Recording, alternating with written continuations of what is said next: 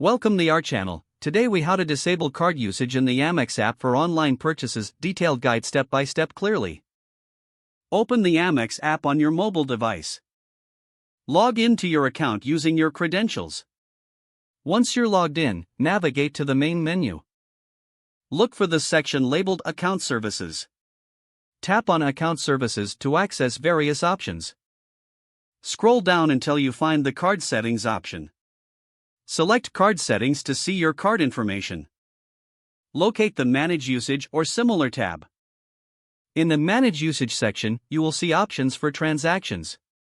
Find online purchases or a similar option related to card usage. Tap on the toggle switch next to Enable Online Purchases. This action will prompt a confirmation screen. Read the confirmation details carefully.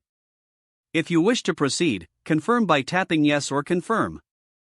Wait for a few moments as the app updates your settings. Once the settings are updated, you will receive a confirmation message. You have now successfully disabled card usage for online purchases in the Amex app. Make sure to review your settings periodically to manage your preferences.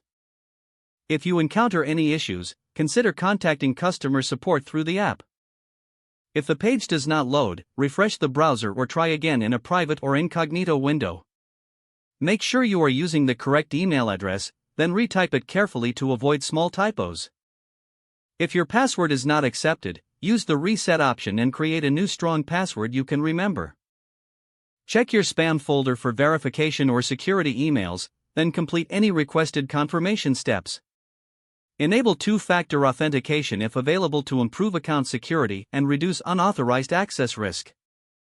After signing in, review your profile details so your contact information and settings are accurate and current. If you see an error message, note it down and try again after restarting your device and internet connection. Log out when you finish, especially on shared devices, to keep your account and payment information secure. If the page does not load, refresh the browser or try again in a private or incognito window. Make sure you are using the correct email address, then retype it carefully to avoid small typos. If your password is not accepted, use the reset option and create a new strong password you can remember.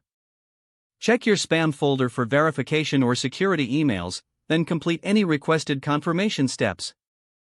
Don't forget to like this video and subscribe to our channel for more step-by-step tech guides.